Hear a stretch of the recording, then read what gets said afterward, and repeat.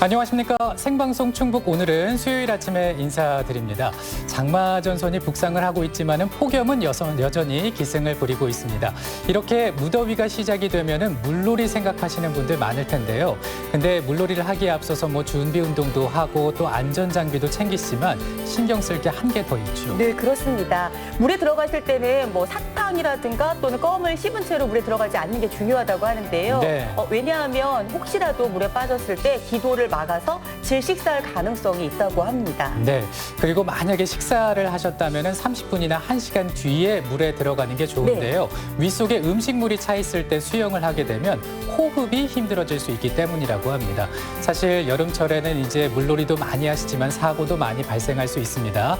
그렇기 때문에 앞서 말씀드린 주의사항 꼼꼼히 챙기셔서 안전하게 물놀이 즐기시기 바랍니다.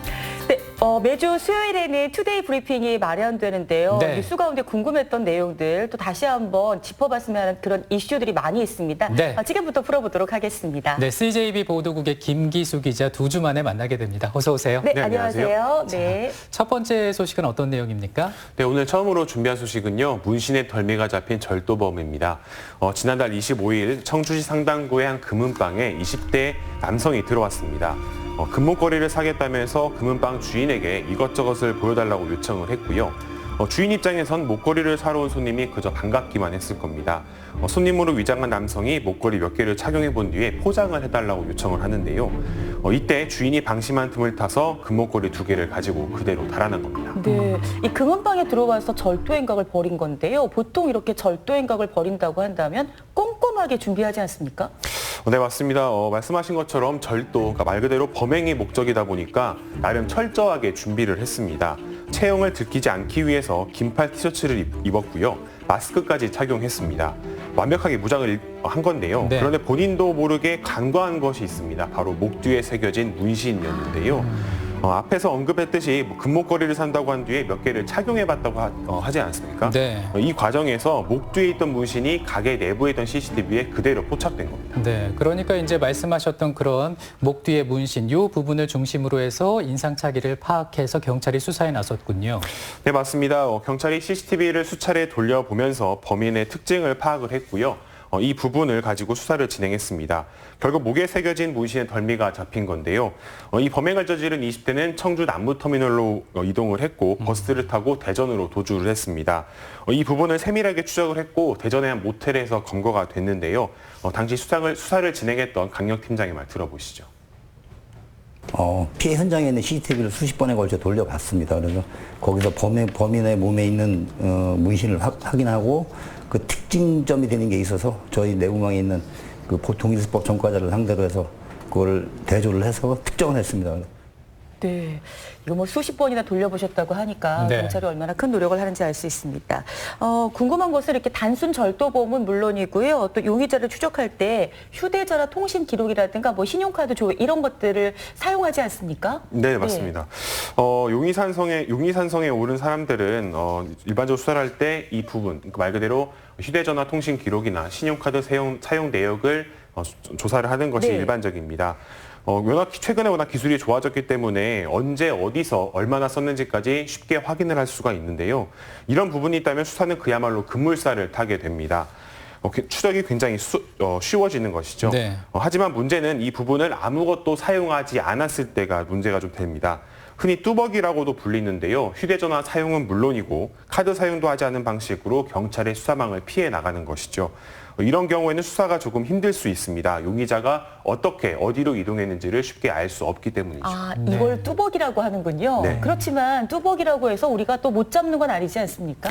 네, 맞습니다. 경찰이 수사를 하는 방향은 네. 참 다양하게 진행됩니다. 그 많은 수법들 중에 하나가 방금 앞선 금은방 절도에서 말씀하셨던 것처럼 CCTV에 담긴 모습에 특징점을 찾아내서 수사를 진행을 하는 겁니다. 또한 요즘에는 워낙 CCTV가 많이 설치가 돼 있죠. 하루에 몇 개의 CCTV에 저희가 찍혔는지도 모를 정도로 개인 영업장은 물론이고요. 도로 위까지 다양하게 설치가 돼 있습니다. 어느 장소를 이동을 하더라도 이 CCTV를 피해가기는 쉽지가 않습니다. 범행을 저지르고 뚜벅이가 된다고 해서 경찰의 수사망을 피할 수 있다는 생각은 버리는 것이 좋습니다. 네, 이 완전 범죄는 절대 없다라는 말이 생각이 납니다. 자, 다음 소식은 어떤 내용입니까? 네, 다음 준비한 소식은 개정된 도로교통법입니다. 특히 이번에 주목할 점은 음주운전에 대한 처벌과 단속 기준 강화입니다. 바로 어제부터 실시가 됐죠. 혈중 알코올 농도 0.03%에도 단속에 걸리는 것은 물론 음주 사고를 낼 경우에도 처벌이 강화된 겁니다. 네. 네. 0.03%. 이게 사실 굉장히 궁금해집니다. 네. 기존에는 어느 정도 수치면 어떻게 됐는데 지금은 어떻게 하면 어떻게 달라진다. 어떻게 지금 기준이 바뀐 건가요? 근데 기존에는 이제 음주운전 처벌 기준이 0.05%였습니다. 이것이 0.03%로 낮아지면서 강화가 된 건데요. 전에는 0.03%면 훈방 조치가 이루어졌습니다. 이젠 그렇지 않다라는 것이죠. 이제는 혈중 알코올 농도가 0.03%만 나와도 100일 동안 면허 정지가 되는 겁니다. 네.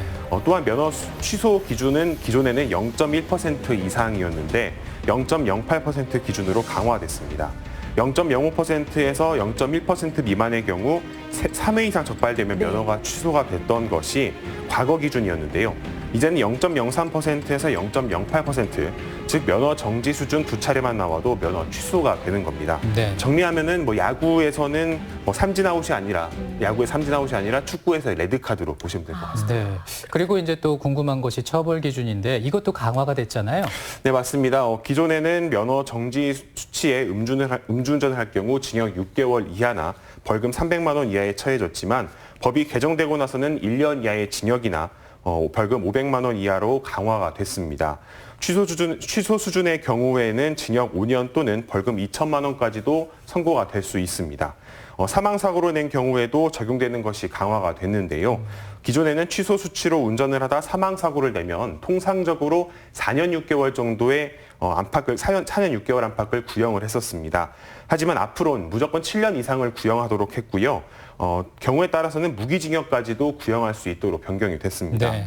또한 음주 사망사고의 경우 반드시 구속영장을 청구하고 전치 4주 이상의 부상만 입히고 달아나도 구속수사를 원칙으로 하게 된 겁니다. 네. 어쨌든 술 드시고 운전하시면 안 된다. 맞습니다. 지금 이제 규정은 그렇게 달라지고 있습니다. 근데 0.03%가 굉장히 궁금하실 겁니다. 과연 어느 정도 드시면 0.03%인지, 처벌은 어떻게 되는지 좀 다시 한번 알려주시겠습니까?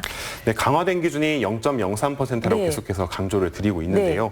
흔히 말하는 것이 이제 한 잔만 마셔도 걸린다라는 말을 많이 하십니다. 네. 정확하게 알려드리면은 몸무게 65kg 성인 기준으로 소주 한 잔, 캔 맥주 작은 사이즈 한 캔, 와인 한 잔 정도만 마셔도 나오는 수치입니다. 네. 한 잔만 마셔도 나온다는 것이 사실이기 때문에 네. 한 잔 정도 괜찮겠지라는 생각은 이제 버리는 것이 좋습니다. 네. 일단 이제 무음주운전은 절대로 하면 안 된다라는 거 기억을 해주시고요. 그리고 네. 우리가 또 하나 안 되는 것이 이제 술을 마신 다음날 운전을 하는 이른바 숙취운전이더라고요. 네, 맞습니다. 흔히 음주운전과 숙취운전을 구분해서 말하는 경우들이 좀 있는데요. 네. 사실상 똑같은 음주운전이라고 봐야 합니다. 다음 날에 숙취가 좀 있다고 해서 숙취운전이란 말이 붙었지만 음주운전인 거죠. 그렇다면 술을 마시고 난 뒤에 얼마나 있어야 술이 도대체 완전히 깨는지도 궁금해하실 것 같은데요. 위드마크 공식이라고 합니다. 네. 경찰 수사에서도 음주 사고를 내고 도주한 용의자를 이제 검거를 해서 음주 측정을 하고 사고 당시에 어느 정도 수준이었는지를 이제 확인하는 방법이기도 한데요. 남성과 여성을 좀 구분해서 설명을 드리겠습니다.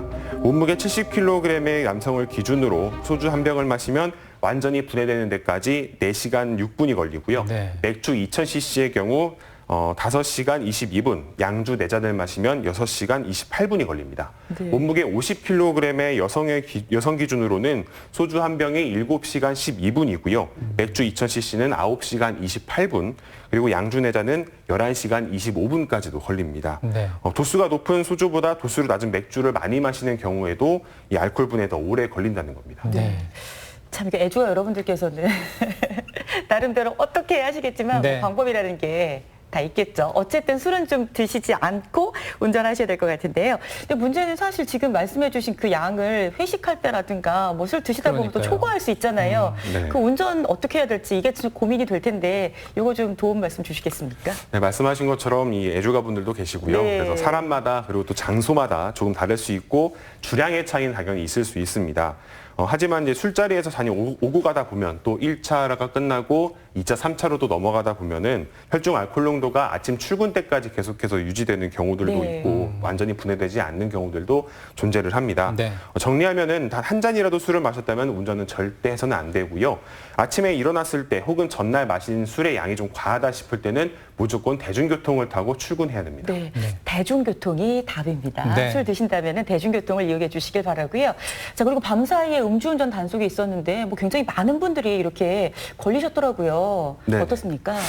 네, 청주의 주요 유흥가는 물론이고요. 충북 전역에서도 어젯밤 9시부터 3시간 가까이 집중 단속을 벌였는데요. 강화된 처벌과 기준에도 불구하고 음주운전은 여전했습니다. 내덕동 부근에서는 차량 한 대가 음주 단속 중인 것을 보고 중앙선을 넘어서 도주한 경우도 발생했는데요. 갑자기 차량이 도주하자 경찰이 추격을 했고 네. 검거를 한 겁니다. 네. 혈중 알코올 농도는 0.153%로 면허 취소 수준이었습니다. 음성에선 혈중 알코올 농도가 0.099%로 기존에는 면허 정지 수준이었지만 강화된 법을 적용받아서 면허 취소가 된 사례도 발생했습니다. 네. 도내 70여 곳에서 음주 단속을 한 결과 모두 10건이 적발됐습니다. 네. 이 음주 운전은 본인에게는 패가망신이고 상대에게는 살인행위라는 걸 잊지 않으셨으면 좋겠습니다. 자, 마지막으로는 어떤 내용입니까?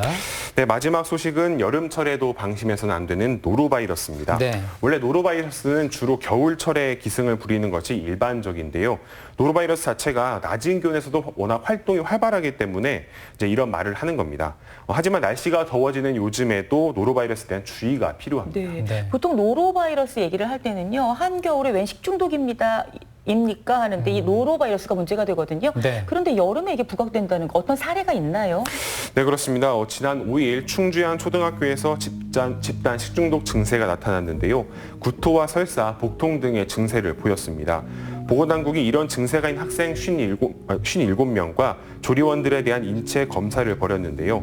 24명의 학생과 조리원 1명에게서 이 노로바이러스가 검출된 겁니다. 네, 그러니까 이제 겨울철뿐만 아니라 더운 여름에도 노로바이러스가 활동을 한다 이 얘기인데요. 그렇다면 노로바이러스는 어떤 특징이 있나요?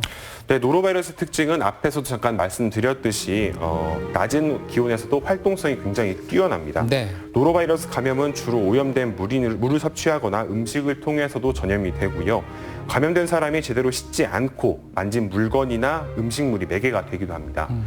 그렇다 보니까 단체 급식을 하는 경우에 순식간에 감염이 되기도 하는 거죠.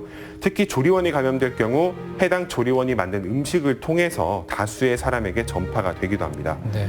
또한 소량의 바이러스만으로도 감염이 될 정도로 전염성이 굉장히 높습니다. 네. 항상 손 씻기를 그래서 중요하게 생각하는군요. 네. 자, 이 전염성이 지금 강하다고 했는데요. 겨울철이 아니라 여름에 기승을 부린다. 어떤 통계 자료로 정리되어 있는 통계 수치가 있나요? 네, 맞습니다. 일단 노로바이러스는 대부분 겨울철 주차로 네. 따지면은 이제 50주차에서 52주차, 1주차에서 2주차 정도가 가장 최고치를 나타냅니다. 한겨울이네요. 네, 그러니까. 연말 연초라고 네. 보시면 될 것 같은데요. 하지만 요즘 같은 이제 25주차, 26주차도 문제가 되고 있습니다. 네. 최근 4년간의 자료를 보면 매년 많게는 2배 이상 증가하고 있는 현실이고요. 지난 2015년도만 해도 25주차 때는 7건에 불과했는데 지난해는 62건에 달하고 있습니다. 전문가의 인터뷰 한번 들어보시죠. 일부 젓갈 및 게장에서 대장균과 노로바이러스가 검출되었다는 보고가 있었습니다. 노로바이러스는 이런 노로바이러스에 감염된 생선, 조개, 굴 같은 수산물이나 식품을 익히지 않고 먹는 경우 네, 그러니까 이제 여름철에도 노로바이러스가 이제 기승을 부린다, 활동을 할 수 있다라는 건데 그렇다면 예방법에는 뭐가 있습니까? 네, 잠깐 앞에서도 말씀하셨던 것 같은데요. 네. 반드시 음식을 익혀 먹고요. 네. 손 씻기 등 개인적인 기본적인 개인 위생을 지키는 것이 무엇보다 필요합니다. 그리고 그 노로바이러스가 겨울철에만 활동하는 바이러스가 아니고 꼭 여름철에도 발생할 수 있다는 것을 명심을 해야 되겠습니다. 그리고 이제 이런 음식을 조리하시는 분들이나 음식을 드시는 분들 모두 각별한 주의가 필요합니다. 네. 사실 우리가 문화가 굉장히 많이 성장하고 발달하면서 이제 무슨 식중독이 하겠지만 이렇게 식중독으로 고생하시는 분들이 해마다 속출하고 있기 때문에 네. 뭐 개인 위생이라든가 항상 주의를 하셔야 되겠습니다. 음식물도 조심하셔야겠습니다. 그렇죠. 네. 자, 오늘도 김기수 기자와 함께 하셨습니다. 감사합니다. 고맙습니다. 네, 고맙습니다.